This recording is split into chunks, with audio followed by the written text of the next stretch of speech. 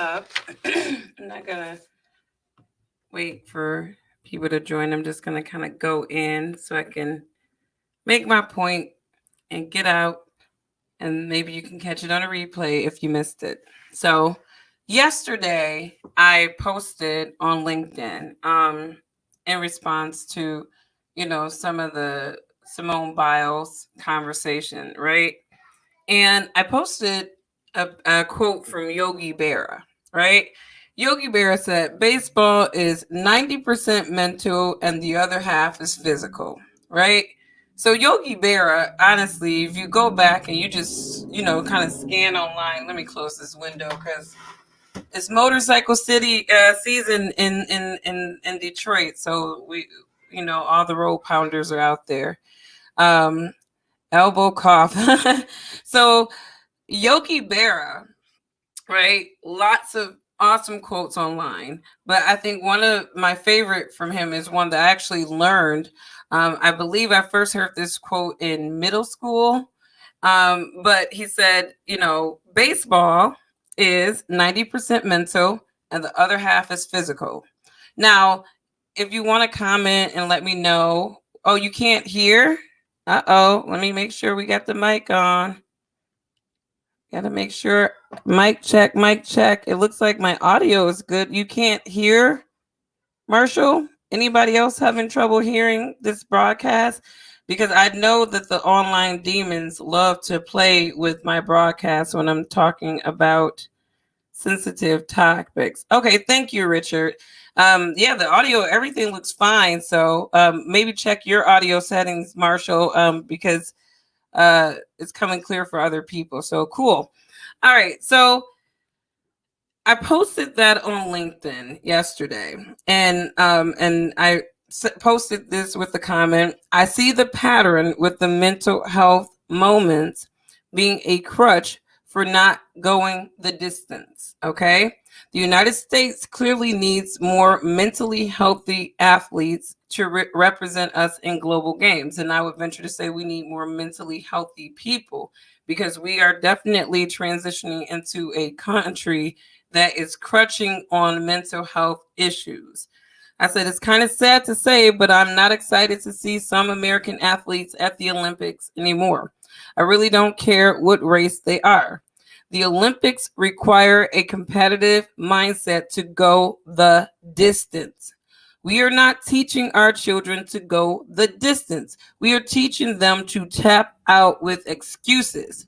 Competition requires mental resilience, and we are training our nation not to have that. And then I cited a case study. I'm not sure if anybody remembers, but I grew up with the Nancy Kerrigan situation.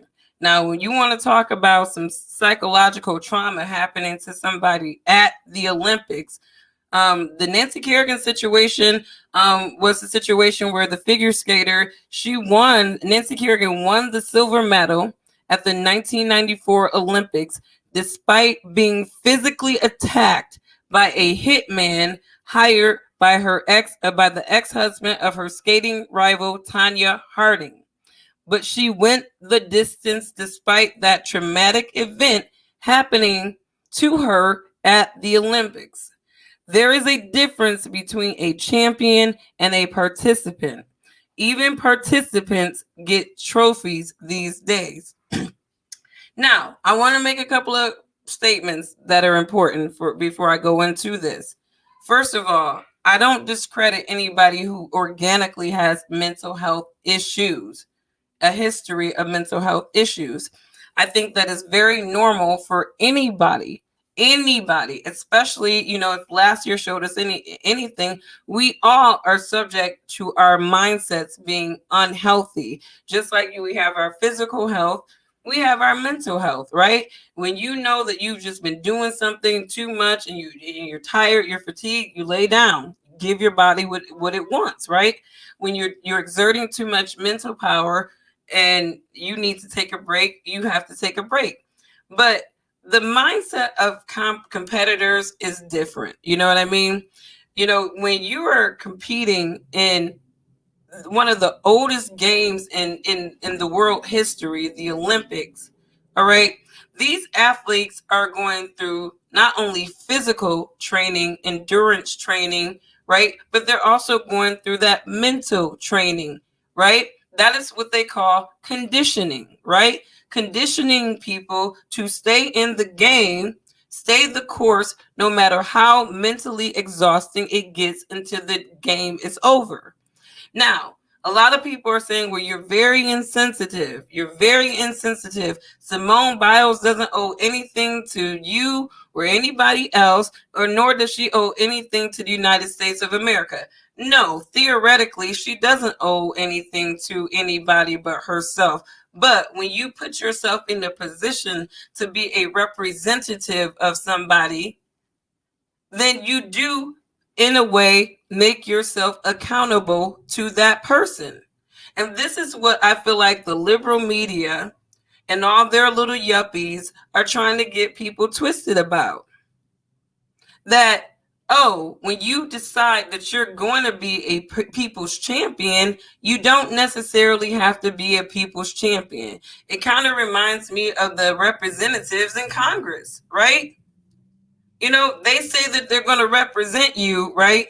And then they go into Washington and they do all kinds of other little things that don't represent you, that don't benefit you. To me, I look at people who represent the United States in the Olympic Games as being like that, where they have made the decision, I'm going to train and I'm going to do all this endurance training, all this conditioning to represent my country, right? Now, my issue with the Simone Biles situation is that her interview after that decision, to me ruined her mental health crutch, because she was talking like she was not a competitor. She was talking like she was a participant. When you mention things like the Twitter space and social media got you and you just want to have fun and we're just, people at the end of the day, yeah, you're just people, but you're not everyday people, Simone Biles. You're Simone Biles, one of the United States of America's most decorated gymnasts who have represented this country time and time again. Exactly. She owes her best effort, right? She don't owe anybody no, if you want to just make it that, loose. I'm sorry. People are too loose with the term mental health issues. They really are. There's a such thing as having a bad game match your performance. Anxiety, anxiety is common taking a test at an interview. It's not all illness, right? That's the thing. Now, the problem with Simone Biles is she totally screwed up a move that nobody has ever tried before, right?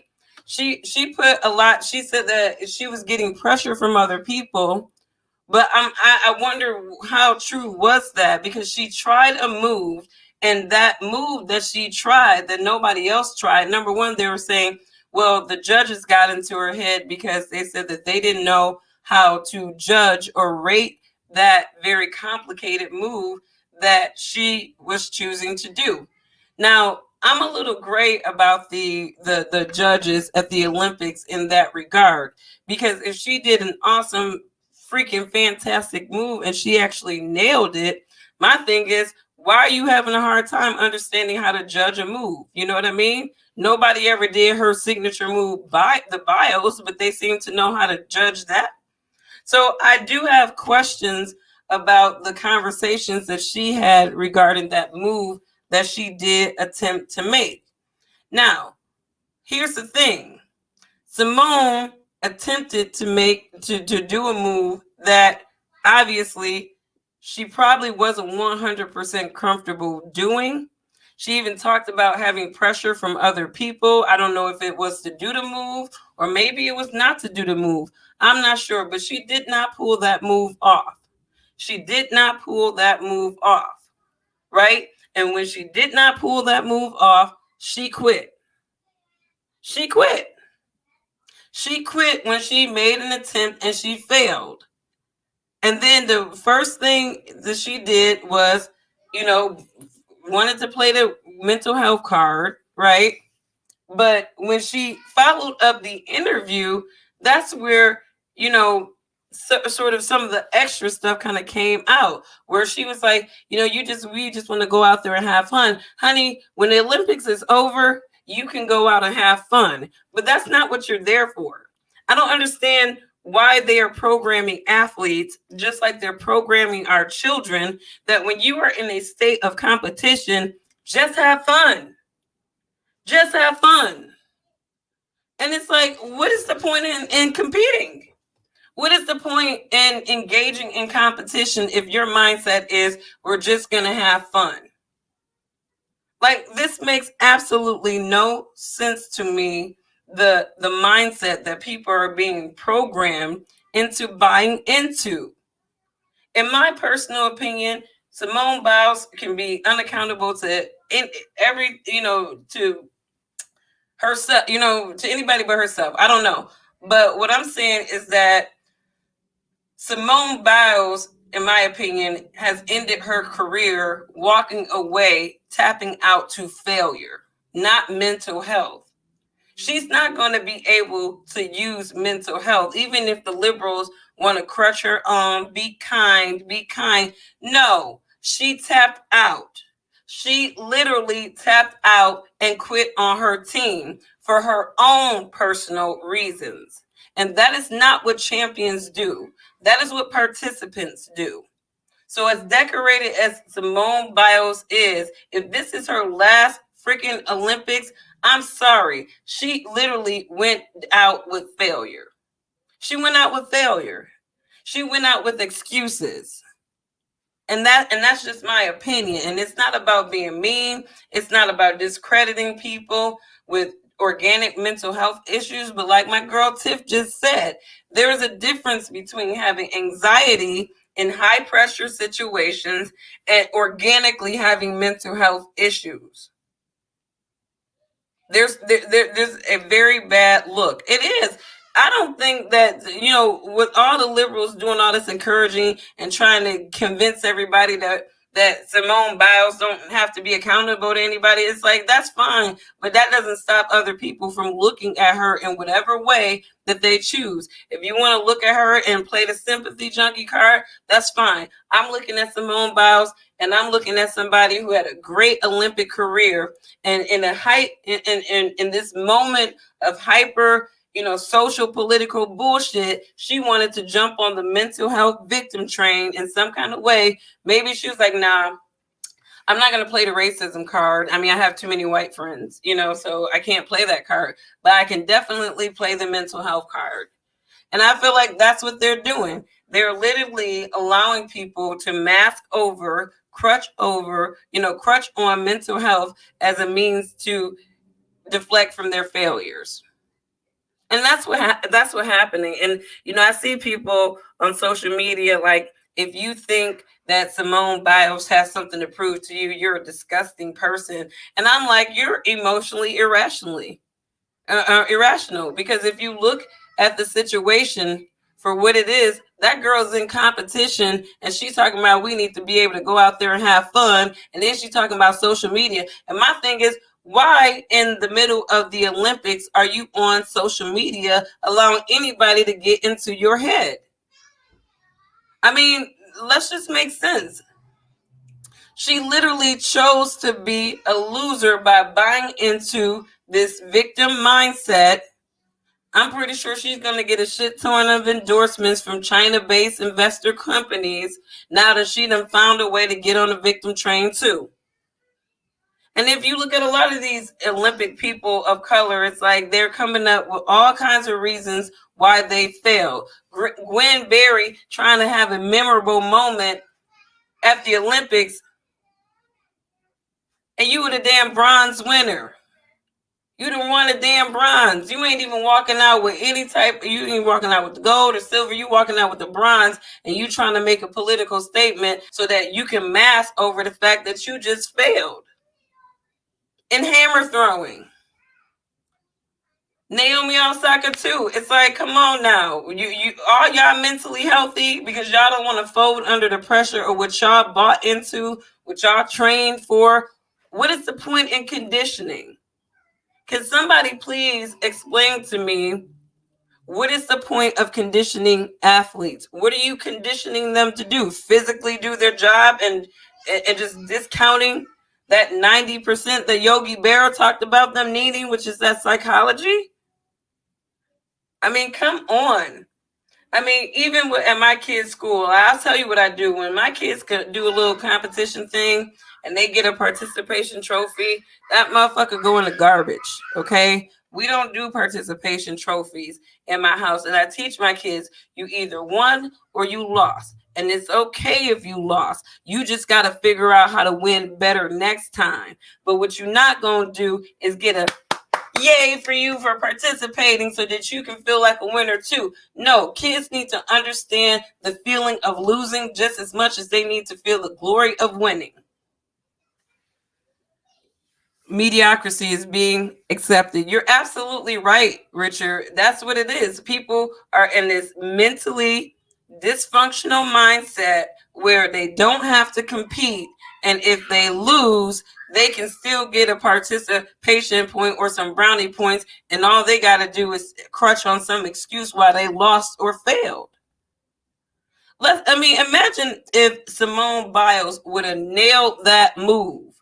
Imagine if she wouldn't have had any errors of that move and she would have just did it right. Do you think we'd be having this conversation right now? If she did that very difficult move that no other gymnast has done before, do you think we'd be talking about Simone Biles right now? No. Simone Biles geeked herself up to do something that no other gymnast could do, and she failed. She didn't pull it off. She didn't execute the way that she needed to, and she lost points. And instead of being accountable for that, instead of taking that or whatnot, she tapped out, quit on her damn team. And then she's like, and I was just trying to make it about me, and and I'm trying to deal with other people. Listen to what Simone Biles says after she made that decision. She was not sounding anything but unaccountable and making a bunch of excuses. And she literally discredited her own mental health argument by bringing in all that other dumb shit. Because I'm sorry, the excuses that she made, to me, it's like you don't even have no justification. You don't have any justification at all. There was a TED Talk about that too. I support Black Mediocrity by Andre Williams. Andre Williams. I'm gonna have to look that up because I haven't seen that TED Talk. But you know me, if it's sensible and objective, I'll take a look at it, take a listen all day. So I'm gonna check that out, Richard, for sure. Thank you. But you guys, I don't want you to sit here and think that, I don't want you to listen to me and think that I'm an insensitive person. I have what I call rational empathy. Rational empathy is something that I think is lacking in today's society. We don't have rational empathy where we cannot look at somebody and understand that you don't want to be accountable for your failures or your screw up. And so now you want to act like a baby and have somebody coddle you through that. And that is what is happening in this world today. People can't be accountable. They have all kinds of crutches. Like we had a congressman out here in Detroit, out here in Michigan, drunk driving. First thing he wanted to do to kind of get the weight off of him is talk about how he knew Big Crutch, our governor, right? And who he was in Michigan, right? Deflecting from his accountability, intimidating the state troopers that were trying to make the arrest or whatnot. And what did he say? He tried to blame it on racism, but thank God the body cam showed his ridiculousness. But that's just to say that people got all kinds of crutches for why they can't be great or why they have failed. And so before we had racism, right? Racism was the racism or sexism. Now we got mental health. So everybody running around this motherfucker mentally unhealthy, it seems. Because everybody, I see a lot of people, I won't say everybody, but I see a lot of people running around. I mean, my daughter even gave me that excuse. But what I did was I looked at where she was coming from, right? Was the school year remote a lot different than going into the classroom? Absolutely. I gave her a bone for that. And I told her, look, me having to work at home and manage, you guys and make sure you guys are on track. And I have 2 kids in school and one that's not in school. He's going into preschool. It has been a tough year. And I'm a soldier, but there's been times where, especially during when the lockdowns first started and they were still in school and everybody was remote, and I'm trying to make sure that my kids are actually learning. I mean, that shit was crazy for me. And I was licensing. I literally switched my career and I was taking federal and state exams, studying for something totally new. I mean, the shit was crazy last year. And all the while I was doing that, I'm trying to inspire people on my social network who are being victims of this dumbass rhetoric, and they can't speak because they worried about their employers. And it's like, look, it's for the first time in my life, it's being a Black woman is actually it's actually cool, so let me speak on behalf of the people that can't speak. So I was doing all kinds of shit, and honestly, this stuff was bugging me a lot. But I understand the mindset of a soldier, okay? Real resilience, right? Everything that literally weighs me down mentally, I put it in perspective and it becomes a weight where I become stronger and stronger and stronger. And people aren't doing that. They're looking like literally the moment their mental resilience is tested, they fold. And then they go and they do a crutch. Just like the same people that get up every day, be all up in their cellular device, all up in the Twitter beefs, all up in everything other than being great. And then next thing you know, some of their homies that decided I'm going to get out of my phone and I'm actually going to get into a skill or a trade and make myself better. Now they done develop themselves and they're doing better. And you talking about racism is holding your ass back. We all got the same 24/7. And yet a lot of people want to crutch on the same arguments, but when you wake up, ain't not a goddamn racist person within like 100 miles of their asses, and they still gonna use racism as an excuse for not being great. So like I said, I respect all of Simone Biles' accomplishment. I think that it's a shame. It is a shame that she's going to, I think, end her career like this, because I don't think we're going to see Simone Biles back at the Olympics. You know what I mean? I feel like the reason why she put so much heat on herself to nail that particular move was because she probably knew this is going to be my last Olympics. I have to go out with a bang. And she probably had all, and I'm just, making assumptions here. But if I was trying to attempt a move that no other gymnast had done and I did not execute, I would be bummed. It would crush me, especially if it cost my team points. But that is the point in which that girl could not deal. And we need to be objective and real about that. And I think it's unfair to the people who truly do have mental health issues.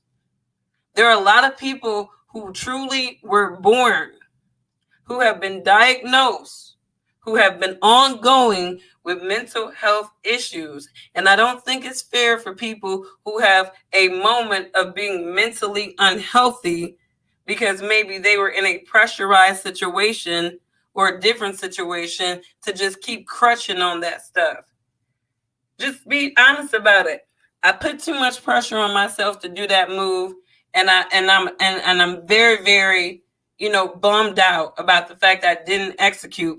I'm not about to walk out on my people like that, though. She walked out on her team. I don't care how the liberals want to paint it. I don't care how anybody else want to paint it. She deserves to care about her mental health and blah, blah, blah. Okay, let LeBron's ass walk out for men. I want to see LeBron James walk out during the playoffs, the finals. Let's see LeBron James walk out. Let's see Tom Brady. Can you name any of our favorite champions that would have been okay? Would we have respected Muhammad Ali, right? If by maybe the 10th round or something like that, he goes, you know what? mentally healthy. I can't do this no more. And he just walk out. When you choose to be a champion, when you choose to be your people's champions, we're assuming that you have the mental resilience to deal with competition, right? Because competition requires mental resilience. Resilience, meaning that you're being conditioned to not only deal with the physical requirements of competition, but also the mental. Thank you, Marshall. No excuses. I mean, excuses are useless. Excuses are useless. Just own up to your shit already. Exactly. People are throwing that term around when, in most cases, a person could simply be having a temporary moment. And that's what I'm saying. These moments of being mentally unhealthy is being transitioned into mental health. And just like my daughter, like I was going back to her, she was like my mental. She came in with I don't accept C's in my house. Like anything below a C is to me is terrible, and you just really did not take care of business, right? So I'm looking at my daughter's situation, right? And she's like, well, it's just been really mentally healthy. Her now, mind you, her grade, she closed out the year with a couple of D's and then some B's, and I'm just like, okay. And I'm trying to get into her mental health thing, right? Now you've been on the phone with your friends dealing with all their little drama and all their mental health stuff when I've been telling you to focus on your stuff. See, there's accountability with this stuff, right? So I didn't let my daughter slide. Like, I understand that it was a tough year for you. It's been a tough year for me too, but those grades are inexcusable. And I'm not even about to hold you up and let you and make you think that you're going to crutch on mental health, bringing D's up in my motherfucking house. Excuse my language. But see, this is where, the school systems and everything, they try to get parents really, messed up because they're giving our kids this mental health out. The first thing my daughter said to me when I asked her why her grades looked like that was, I was dealing with mental health this year.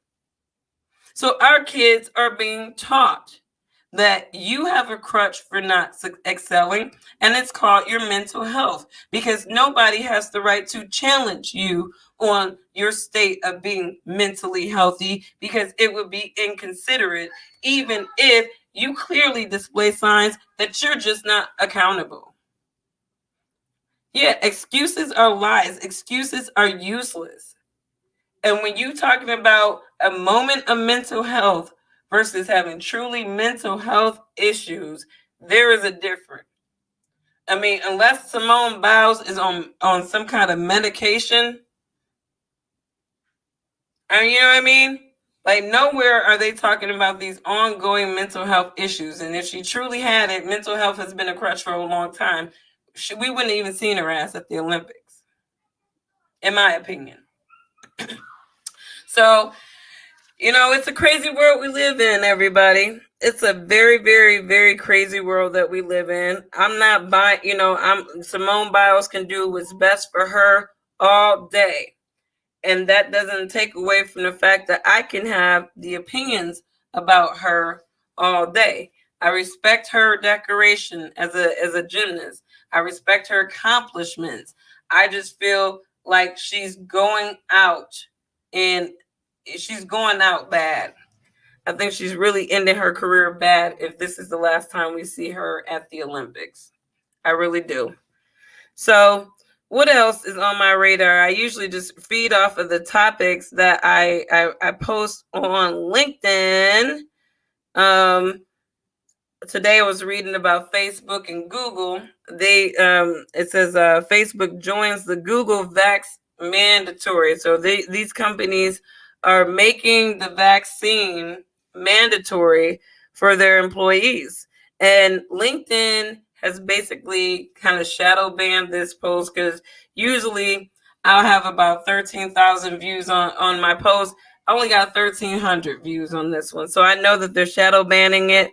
But the point that I was making about that is that I think that it's not right for companies to superimpose having making it mandatory for employees to get vaccinated with an emergency vaccination that's been authorized not approved, and I'm going to keep saying that, authorized and approved are not the same thing, right?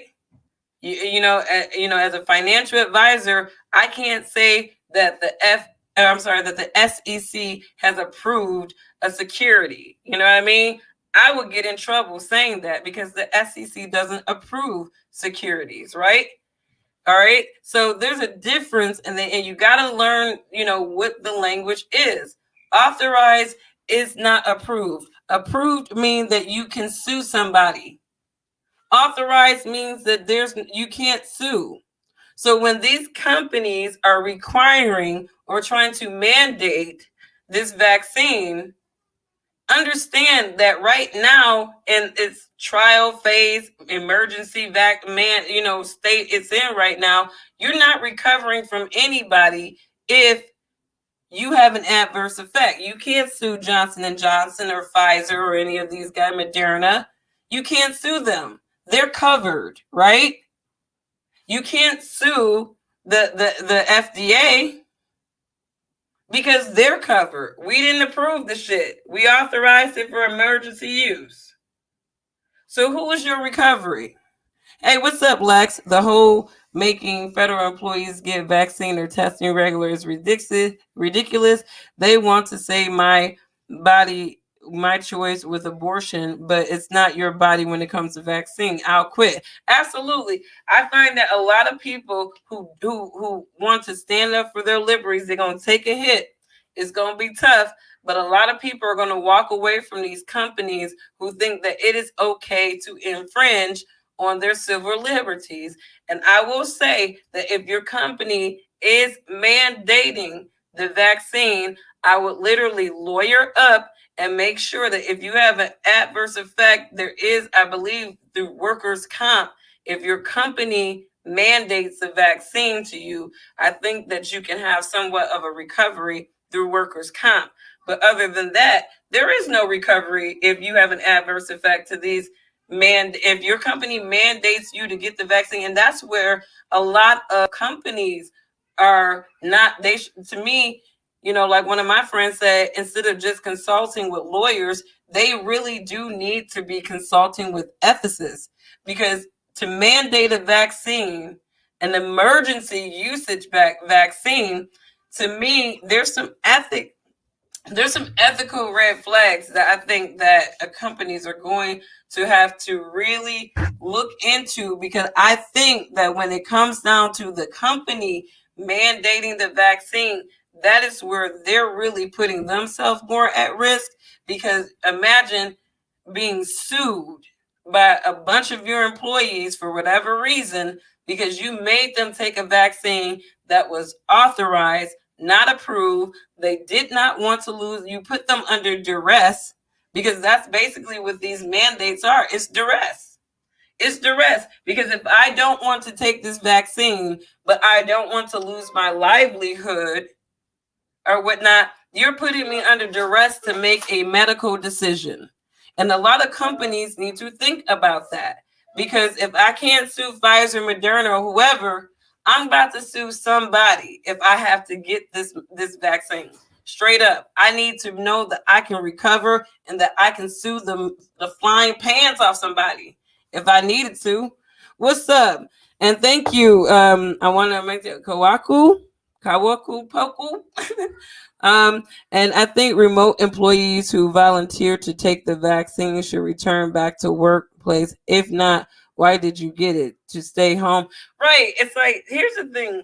I've been working remotely since last March. I have not gone into the office since March 2020, right? So I've literally been a remote worker this whole time. And to be honest with you, I'm like, okay, well, I hate working remotely. I don't like working remotely. I like to interface with my team. I like to learn from people in my office environment. But that hasn't been possible. But if it comes down to me having to stay remote or get a vaccine, I'll be staying remote, and which would be a convenience for me that I'm looking at right now, because, it gives me flexibility to teach my kids more at home, which I've been doing since we've been done, since we've all been remote. So, but I don't think that these companies should be playing the game. See, and here's another thing too. Facebook and Google, they have the money, right? They probably got a lot of reserve cash to deal with dumb lawsuits, right?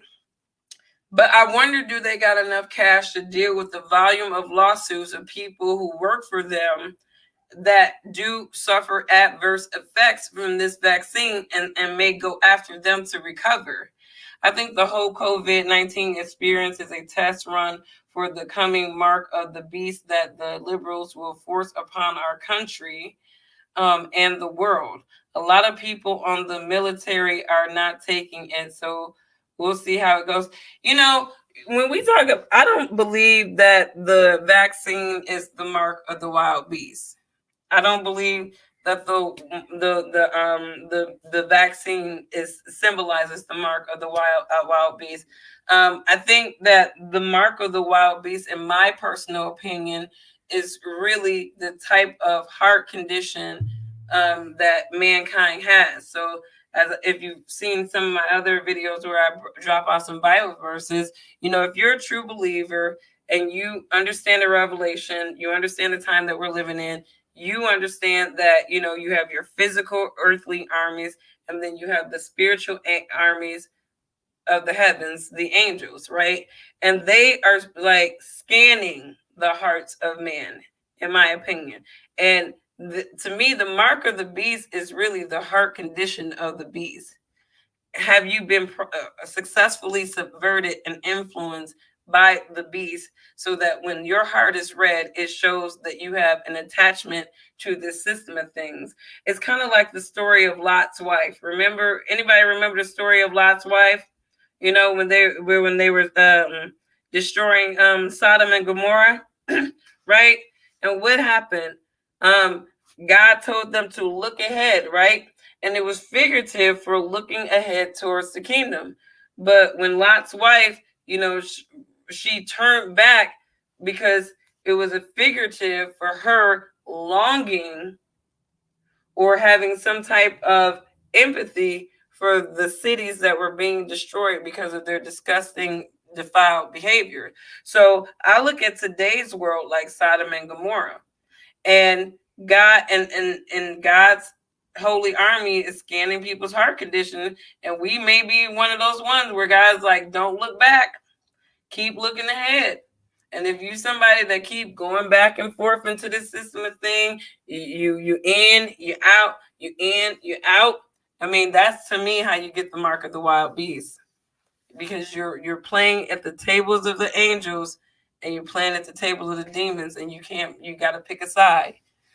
The thing that is also disturbing is that they don't allow you to opt out when you've had COVID already. If you've had COVID, you're more protected than what the vaccine offers. Absolutely. And that's the thing, they try to, and this is where I don't trust Fauci. I think that he's a sham, because this dude is he studies immunology, right? He studies the human immune system and how it responds to things, and how it behaves. And to me, you don't have to be a Fauci to pick up a book or take a biology class and how the human immune system works and the active defenses that the body itself has, right? So you're talking about the body, the human immune system has a coding system. The human immune system has a mechanism to defend itself, and the human immune system even has a mechanism to self-destruct itself, right? So it's interesting theory, but I disagree with what the human immune system, talking about nanotechnology and all that stuff. Mr. Fantech, they had a good take on this subject to this past Tuesday. Dr. Carrie Mullis called out Fauci long time ago. He didn't know a thing. Somebody who called Fauci to my attention, back during the AIDS epidemic. And there was a lot of things that individuals felt were very questionable about Fauci then, and they called those people conspiracy theories because supposedly the vaccine was actually giving people or pushing people to full blown AIDS. People who had HIV, they ended up getting full blown AIDS quicker. I personally believe that AIDS, like a lot of these diseases and pestilence, these are man-made drugs or man-made diseases. I truly do believe that. I believe that there could be some deadly diseases that are dormant because of whatever, but I personally believe that a lot of these diseases are man-made. Invented PCR tests. I believe that too. I mean, I do. I just some of this stuff just don't make any sense, and they want us to believe these medical experts. But the coronavirus, to me, this COVID-19 business, this really opened my eyes up to the CDC, the NIH, people like Dr. Fauci.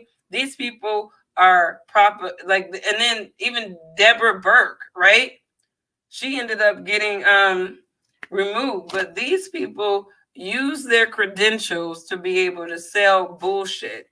And they use their time on job to establish their credibility. You could be working a job for 20 years and never be a subject matter expert if you're just doing that job robotically and you not really becoming a subject matter expert to the degree that subject matter experts do. But I think Fauci is a subject matter expert, but I also think he's a demon. I think he's a demonic little Freemason who is probably very much into population control just as much as his buddy Bill Gates. Those are two men that I don't personally have any faith or trust in. And it is what it is. And it's sad because with Bill Gates, I used to have some respect for Bill Gates, but now that I see Bill Gates on the other side of Microsoft, I'm like, dude, no respect for you. No respect for you at all. So we'll see how this work out. But if your company is trying to mandate you take a vaccine or these vaccines, just understand what your legal options are. And if you have an adverse effect, understand what your legal options are to sue. Because I know, and I've heard this several times, that you cannot sue the FDA, you cannot sue the farm companies, as if, and that's a whole other thing. Like Johnson and Johnson, they pushing they fucking vaccine, and I'm like, they got products that got pending litigation because they done screwed some people up. And y'all gonna have them pop out a vaccine on motherfuckers too? Nah. I mean, this stuff is just crazy to me. But all I can say is be safe. I don't believe in the concept of public health. I believe that each individual circumstance will be different. I've had COVID-19 already. It's savaged through my house for 2 months. 2 months. It's not like you get COVID and it just go away. I do, granted, it is a son of a bitch to deal with, but if you have a relatively healthy immune system, and if you take vitamins and immune system boosters and stuff, and I feel like most people should be able to handle COVID, even in its little colorful variants. You know what I mean? But just talk to your lawyer though to see, if your company is mandating it, can you sue through workers' comp? Because that's the one thing I am hearing is that you can recover if you have an adverse effect to the vaccine, the vaccine being mandated to you, that you can recover through workers' comp. And I would check with your lawyer to make sure of that, because that is reoccurring information that I've heard.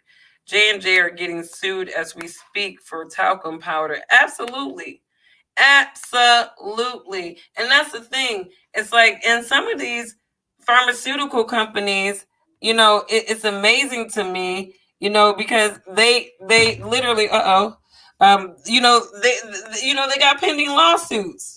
They got pending lawsuits, some of them, and yet here they are.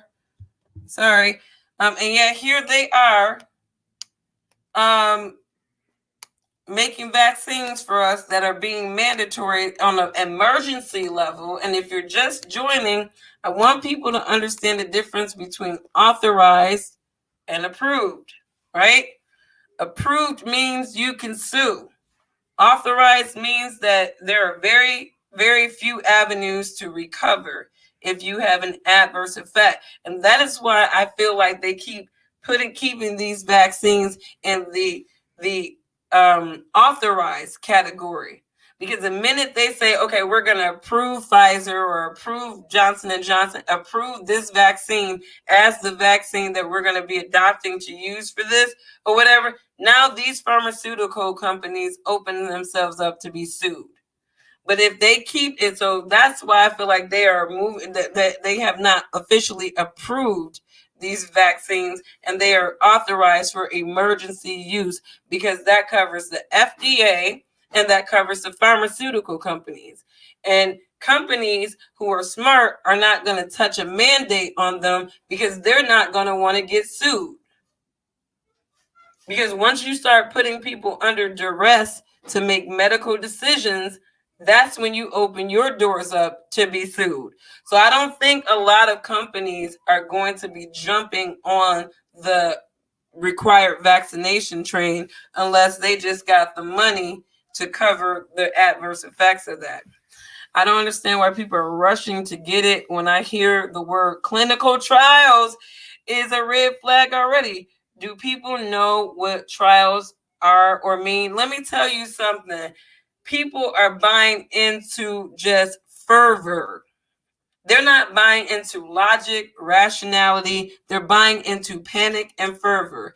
And if you read 1984, if you've ever read any of, I hope I'm saying his name right, because I think it was French, Aldous Huxley, right? Where they talked about, no, get out of the stream. I don't want people to see my children. Thanks. I'm coming, honey. I just, All right. I'm going to wrap it up for you since you peeking in. When you peek in, that means I got to go, you guys. But, but they said that, we will relinquish our freedoms, right? We will relinquish our freedoms. And when you look at sort of the premise of 1984, how they were able to successfully get people to relinquish their freedoms, their liberties, is fear. Fear. I don't see, half of the coronavirus spikes and everything. You drive by my local hospital here, no matter where you go in the city, I don't see the hospitals on jam. But what they do is they get their little fake news groups and they come in, they stage little shit to make people think, oh God, hospitals are flooded again. The Delta variant. It's like, man, the only Delta variant that we have up in this country is Joe Biden and his administration, and we need to get rid of them. We need a vaccine against the Biden administration. America needs a vaccine, for real, against the Biden administration virus. It's killing folks. Literally killing folks. But anyways, guys, I'm going to get off of here and enjoy the rest of the evening. I hope you enjoy the rest of your evening, too. I hope that this discussion was insightful to you. Please don't think I'm a bad person for thinking my opinions about Simone Biles. I think she was a quitter. I think it was a shame that she ended her career possibly with a failure and an unaccountable moment that she literally deflected onto mental health. And I'm sorry if you disagree with that. That's just my opinion. And also with emergency vaccines, do your homework. There's a difference between emergency authorized use, authorized versus approved. Approved, you can sue. Authorized, you can't sue unless your company mandates. Then you can get with a lawyer to see if you can recover through workers' comp. So I hope that let's see. I don't understand why people are okay. I'm sorry. I agree, but it's always good to have opposition. Yeah, I get it about Simone. Right. And here's the thing. I have empathy for people who truly have mental health issues. I don't have empathy for people who are in a state of competition, who screw up in competition and cannot handle that screw up, so they deflect it onto mental health issues. I think that that's disrespectful to people who truly have mental health issues. And I personally am not buying Simone Biles, but she ain't accountable to me. She ain't got to be accountable to me or anybody. I just don't want Simone Biles as my champion anymore. I don't want any Olympic athlete who has crutched onto racism and mental health to be a representative of America in the Olympic Games, because competition requires mental resiliency.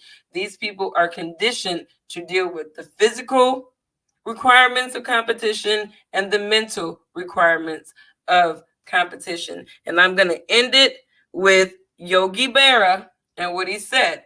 Baseball is 90% mental and the other half is physical.